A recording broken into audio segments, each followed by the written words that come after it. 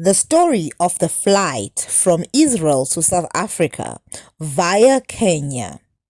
Here's where it gets a little strange, too deeply concerning. Because when people started asking the same questions, who actually organized this? The answer that kept popping up was a company calling itself Almad Europe. Sounds official, right? Like an established humanitarian organization, a noble rescue group, maybe something like Doctors Without Borders, only with an airfare. Except no. The facade falls apart the moment you scratch the surface. Let's start with what has been uncovered so far. They reported that the organization was allegedly run by a man named Toma Jana Lind, a dual Israeli-Estonian national. Lind reportedly worked with, wait for it, a unit inside the Israeli Ministry of Defense, specifically tasked with encouraging or coordinating the removal of Palestinians from Gaza. Yes, you heard that right. A unit called the Voluntary Immigration Bureau, established in early 2025, intended to manage what many critics call forced population transfer, or in plain language, pushing Palestinians out of their homeland, ethnic cleansing, rebranded as relocation. And somehow, the same man connected to the unit is the man reportedly linked to the organization that these refugees paid money to. Is it a coincidence? Please. This is the Middle East. Nothing is ever a coincidence. So, the website that doesn't add up. Let's talk about the website almajeurope.org. On the surface, it claims it was founded in 2010, operating in Germany, working in conflict zones, helping refugees relocate safely. But the website domain registered in February 2025. Let me repeat that. A supposedly 15-year-old humanitarian organization only registered its website this year in 2025.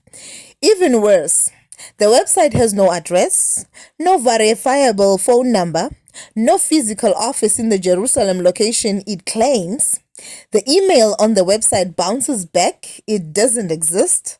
Several pages lead nowhere. The success stories, well, use photos stolen from unrelated journalists' work. This is the kind of website you build when you want to scam people. Not the kind you build when you've been rescuing war victims for a decade. This is textbook fraud pattern. Fake humanitarian branding, newly registered URL, payment through personal bank accounts, no traceable office, no legal registration, no operational transparency. And yet, somehow, this organization managed to move 150 plus people out of Gaza, transport them through Israel, put them through multiple countries, put them on a chartered flight, deliver them to South Africa. All without border stamps. Tell me, how does that happen? Without state cooperation. Tell me, how does that happen without someone powerful approving it? Tell me how that happens without intentional oversight bypassing. You can't, because it doesn't. The photos they used were stolen. One of their 4 so-called impact stories featured Mona, a Syrian refugee, except the photo isn't Mona.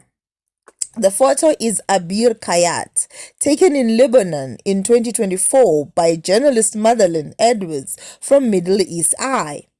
Meaning, they stole the picture, fabricated the story, published false testimony, pretended it was their rescue mission. This isn't humanitarian work. This is propaganda. It's psychological bait designed to lure terrified people into paying thousands of dollars to escape a conflict zone, all while being transported under conditions controlled by forces that may not have their best interests at heart. The Palestinian embassy itself called this a scam, an alleged plot to empty out Gaza. That should tell you everything. When the actual Palestinian diplomatic mission says these people were misled, it means the organization did not have permission, the evacuation was not coordinated, the refugees were vulnerable to exploitation, someone bypassed proper channels. But the most disturbing detail, many paid via personal accounts, not organizational, not audited, not secured, not monitored, personal. Who received that money? Where did it go? Who profited from moving desperate families out of a war zone? And what guarantee did these people have that they were even being taken somewhere safe? None. Zero. They found out they were going to South Africa when they got their boarding passes in Nairobi. Let that sink in. Hundreds of people traumatized by bombings, displacement, famine, death get put on a flight without knowing where they're going. They don't know if they're heading to Egypt or Turkey or Malaysia or a refugee camp or a detention center or anywhere for that matter. Imagine the level of desperation it takes to get onto a plane without knowing the destination. That alone should break your heart, but it should also make you furious because someone took advantage of that desperation. Someone used it. Someone monetized it. If this was a humanitarian operation, why the secrecy? Here's the part that bothers me the most. If this was just a rescue operation, a simple humanitarian flight, then why weren't their exit stamps issued? Why weren't they receiving countries informed? Why weren't NGOs notified? Why weren't visas pre-cleared? Why did families not know the destination? Why did they pay via personal accounts? Why did the organization hide their identity? Why is their website half working and brand new? Nothing about this follows international humanitarian protocol. Nothing. Instead, this follows a pattern we've seen before. Coerce civilians to leave. Make the process seem like voluntary relocation. Use confusion and desperation.